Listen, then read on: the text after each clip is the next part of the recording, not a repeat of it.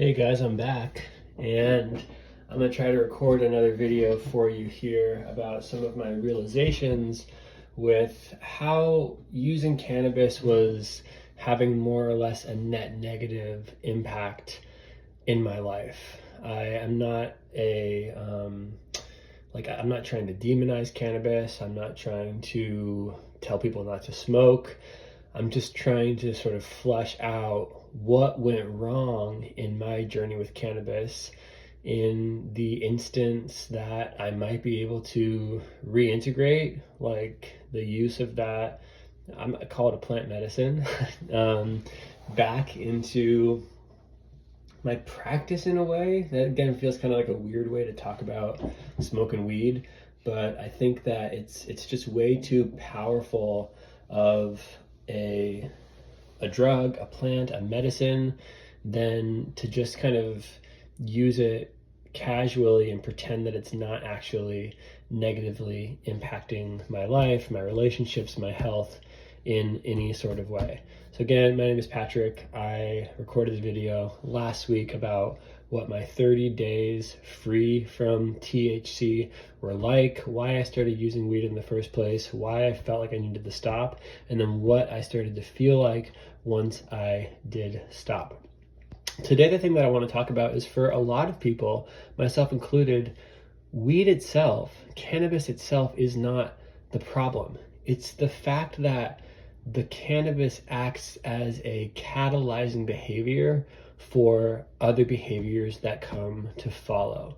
So this is the thing I'm very curious about today, is like what behavior, what action acts as the catalyst that then causes, almost habitually or unconsciously, or even against one's like higher thinking or will, other behaviors to unfold. And so for me, it was basically like I would smoke a little bit of weed, and then not that long afterwards, I'd find myself more or less experiencing a binge eating episode where whatever kind of high fat, high carb, high sugar foods I could find, which were all genetically wired to search out and eat in abundance, even though we have all those foods excessively available to us right now. So it really puts you in a weird like catch-22 situation. I would seek those foods out and I would consume as much as I possibly could until I felt like beyond sated. Honestly, God, there was so many times when like I would be eating like a box of cookies, for example, and I would be literally taking the next cookie, and as I was going to put it in my mouth, I would be like, oh no, oh God, I don't want this, I really don't want this, and then still putting it in my mouth, chewing it, swallowing it, even though I was making that expression with my face. Even though my self-talk was, I don't want this, I was still eating the thing. It's like I was trapped. I was trapped in doing this. I no longer had autonomy over my actions, my behaviors. Of course, you could say, no, you could have just put the box of cookies down. But in that moment, for some reason, maybe I could have, but I didn't. And so I just have to go off of what happened. And that happened way more times than I can even count. So what is the catalyzing behavior for you? What behavior acts as a catalyst where once you do it, other behaviors then become inevitable? As I think I detailed last week, for me, it was like I smoked, then I ate, then I watched pornography, then I jerked off, then I orgasmed, and then I take a nap. And then like start all over again, like rinse and repeat. Maybe doing that sometimes like 2 or 3 times a day, which depending on who you are, that might be like, that might sound good for you. Like you're going like 6 times a day, 8 times a day. There's something else I was going to say about that, which was basically, oh yeah, like, and then during each of those things, while I was eating, while I was, I guess kind of while I was like laying in my bed, possibly watching adult media content, I'd be on my phone scrolling social media. So I call it the dopamine train, where there's one behavior, and then when I do that behavior, it's like the train has left the station. You wanna come up? And it's not stopping until it gets to its destination, right? Or maybe each of the stops is like, one stop with the jerking off, one stop with the porn, one stop with the eating. And then finally it reaches its destination. And it just like, overall didn't leave me feeling like I was in a good place, but I was stuck in the cycle.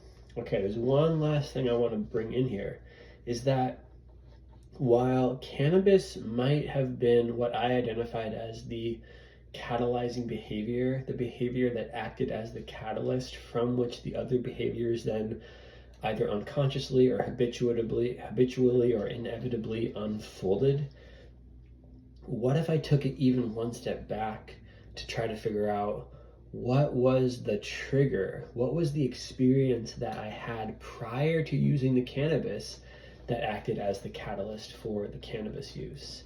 And it's that thing, that is the thing that I'm convinced that we are being pointed to evolve. We are, like, our consciousness is pointing us towards this triggering thing and asking us to interface with it in a new way, in a place from higher consciousness instead of lower consciousness. So honestly, I don't even know what mine necessarily are. I probably could figure it out if I just took some time and sat with it. But it's kind of like, look, addiction, the way that I think about addiction is that it's more or less something that we engage with in an effort to self-soothe and to make us feel better because the pain of what we're feeling is so deep. So if weed is the catalyzing behavior from which all of those other behaviors inevitably unfold, what is the trigger that makes me want to smoke weed? That's the thing I'm sitting with. That's the thing I'm inviting you to sit with. And also, what is your catalyzing behavior? Maybe it's not cannabis, right? Maybe for you it's something else. Maybe it's having a drink. You notice that alcohol wasn't anywhere in my list of things. Cocaine wasn't anywhere in my list of things. Binge watching episodes of reality TV wasn't anywhere in my list of things. So this is different for every single one of us, but the template itself is that you have a trigger. That trigger creates a craving for you to want to self-soothe because the pain of whatever that trigger is bringing up for you is so uncomfortable. And I'm not going to talk about it in this video, but like what you could do instead, maybe I'll make another video on. There's so many recommendations for this, sitting with it, relating to it in a different way, finding something else to help regulate yourself. We could talk about all of this through a nervous system regulation lens as well. Again, different video, trying to keep these a little bit shorter. My point mainly here is, if I can at least not engage with the catalyzing behavior, then I don't have to worry about dealing with the fallout from all those other behaviors, because nothing is free. Okay, actual last thing, then I'm going to end this video. We do these behaviors, we smoke a little weed, we drink a little bit, we jerk off, watch the pornography, whatever it is, that isn't free. And while we get something from it, it also costs us something. And my invitation to you is just get really clear on, like, what are you getting from it and what is it costing you? And put those two things on the balance, on like the seesaw, and see what weighs out as actually being more beneficial for you in the long run. All right, I hope you enjoyed this video. Post your comments, post your reflections below. I look forward to hearing from you.